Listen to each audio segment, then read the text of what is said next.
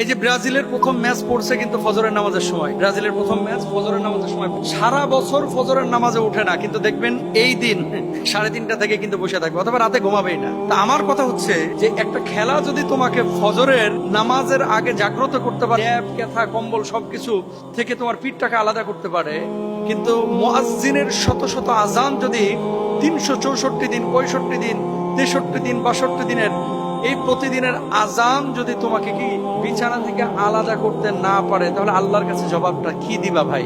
আমি যে পয়েন্টটা নিয়ে কথা বলতে চাচ্ছি, যে দেখেন রাত 1টায় আর্জেন্টিনার খেলা, ফজরের সময় ব্রাজিলের খেলা, জার্মানির খেলা হচ্ছে সকাল 8টার সময়। খেলার আধা ঘন্টা 1 ঘন্টা আগে মুড়ি টুড়ি মাখায় নিয়ে আপনি বসতেছেন। সকালবেলা আপনার বাপ আপনার কাঁথা কম্বল থেকে আলাদা করতে পারলো না, আপনার মা আপনাকে চিৎকার করে চেঁচামেচি করে ডেকে নামাজের জন্য উঠাইতে পারলো না। এতদিন আপনি মোবাইলে অ্যালার্ম দিয়ে রাখছেন, আপনারা কেউ আলাদা করতে পারলো না বিছানা থেকে, মানে আপনি ঘুম থেকে উঠলেনই না। সারাটা বছর অনেক যুবক আছে ফজরের নামাজ একদিনও পড়ে নাই, একদিনও না। জবাব আল্লাহর কাছে দিবেন, অস্বীকার করতে পারবেন? হাজার হাজার না লাখ লাখ যুবক বাংলাদেশে আছে যারা ফজরের নামাজ সারা বছরে একদিনও পড়ে না, অথচ খেলার জন্য ঠিকই কিন্তু 3:30টায় জেগে উঠে বসে থাকবে। খেলা দেখার জন্য ঠিকই 3টার দিকে উঠে বসে থাকবে। খেলা দেখার জন্য ঠিকই ফজরের আজানের সময় উঠে বসে থাকবে। তার মানে কি ফজরের নামাজের চাইতে আপনার কাছে খেলাটা বেশি ইম্পর্টেন্ট? এবার আসেন, আমি কিন্তু খেলা দেখা না দেখার বিষয়ে বলতেছিলাম, আমি বলতেছি ফজরের ইম্পর্টেন্সি, যে গুরুত্বটা কি, যে আল্লাহর জন্য, আল্লাহর নামাজের জন্য মুয়াজ্জিন এতদিন ডাকলো, আপনি উঠলেন না, কিন্তু আর্জেন্টিনার খেলা দেখার জন্য,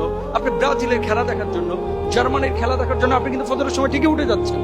তো কিয়ামতের ময়দানে যখন আল্লাহ জিজ্ঞেস করবে, বান্দারে শত শত আজান তোর কানের মধ্যে পৌঁছালো না, ফজরের নামাজ তুই আদায় করলি না, অথচ ফিফার সেই ফুটবল বিশ্বকাপে ঠিকই জেগে উঠে বসে থাকলে, এটার হিসাবটা আমাকে দিত, কি জবাব আপনি সেদিন, জবাবটা আপনি কি দিবেন? আমি বলতে চাচ্ছি যে সারা বছর ফজরের নামাজ আপনি আদায় করেন ভাই। হ্যাঁ, একটু বিনোদনের জন্য আপনি খেলা দেখছেন, আপনি সেটা দেখতে পারেন, আমি সরাসরি হারাম বলবো না, কারণ জুয়া তো আপনি খেলতেছেন না। তবে অশ্লীল কোনো কিছু থাকলে আপনি সেই খেলা দেখতে পারবেন। রাসূল আকরাম সাল্লাল্লাহু আলাইহি ওয়াসাল্লামকে আল্লাহ সুবহানাহু ওয়া তাআলা যেমন বলেছেন, আল্লাহর হাবিব সাল্লাল্লাহু আলাইহি ওয়াসাল্লাম তিনি বলছেন কি, মান সাল্লাল বারদাইনি দাখালাল জান্নাহ, যে ব্যক্তি 2 শীতল সময়ের সালাত আদায় করবে সেই ব্যক্তি জান্নাতে প্রবেশ করবে। সুবহানাল্লাহ। 2 শীতল সময় মানে হচ্ছে ফজরের নামাজ এবং আসরের নামাজ, যে ব্যক্তি আদায় করবে সে ব্যক্তি জান্নাতে যাবে। এরপরে দেখেন আল্লাহর হাবিব বলছেন, মান সাল্লাস সুবহা ফাহুয়া ফি যিম্মাতিল্লাহি, যে ব্যক্তি ফজরের সালাত আদায় করে সে ব্যক্তি আল্লাহ সুবহানাহু ওয়া তাআলার জিম্মায় চলে যায়, মানে আল্লাহর বিশেষ জিম্মাদারিতে সে পড়ে যায়। সুবহানাল্লাহ। এরপরে বলছেন,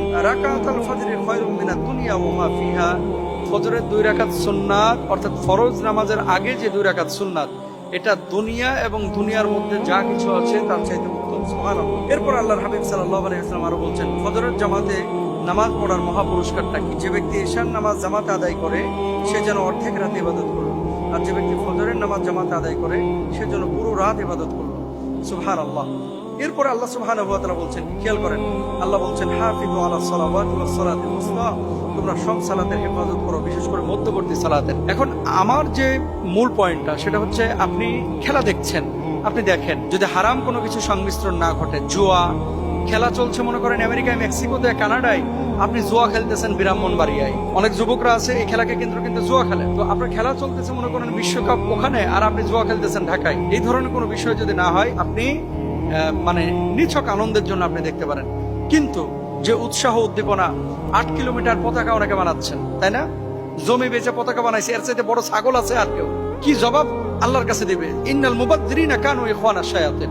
এই লোকের মতো পাগল কোন লোক কি দুনিয়ায় আছে যে 8 কিলোমিটার পতাকা, মানে কোথায় দেখলাম, নাটোরে না কোথায় পত্রিকায়, 8 কিলোমিটার পতাকা বানাইছে জমি বেচে। কাকা মেয়ের মনে হয় জার্মানি যাওয়ার শখ জাগছে, যে এম্বাসি থেকে তাকে প্রপোজ করে তারপরে নিয়ে যাবে জার্মানি। এগুলো নিছক অপচয়, এগুলো অপচয়, এগুলোর জন্য হিসাব দেওয়া লাগবে। ওয়ান মালিকি মিন আইনা ইকতাসাবা ওয়া ফিমা আনফাকা, হাদিসে আছে কোন পথে অর্থ উপার্জন করেছে আর এই পয়সাটা খরচ করেছে কোথায়। আল্লাহ যখন কিয়ামতের ময়দানে বলবে যে 8 কিলোমিটার পতাকা বানাইলি, ওই মসজিদে 2-5টা ফ্যান তো দিতে পারতে, এই অপচয়ের হিসাবটা কি? এজন্য কাকাকে বলবো, বা যারা এই কাজগুলো করেছেন, এইসব অপচয় আপনারা কেউ করবেন না। আল্লাহ বুঝদান করুক। আমিন।